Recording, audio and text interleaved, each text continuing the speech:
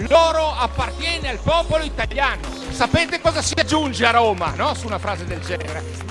In 4 anni non c'è una misura che caratterizzi la politica di questo governo con strumenti messi a disposizione dei cittadini rispetto alle cose che avevate promesso in campagna elettorale, ma non c'è nessuna misura che vada ricordata. Voi ci attaccate spesso per il super bonus, per il reddito di cittadinanza, per il decreto dignità, per lo spazzacorrotti. Sono misure che si possono contestare nel merito, ma sono riforme che noi abbiamo promesso e abbiamo fatto quando eravamo al governo.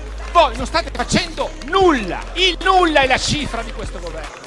Perché non avete risposto alle nostre riforme con la vostra visione di paese. Avete risposto alle nostre riforme cancellandole e producendo che cosa? Il decreto Rei. Questa è la cifra.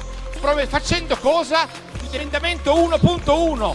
L'oro appartiene al popolo italiano. Sapete cosa si aggiunge a Roma, no? Su una frase del genere?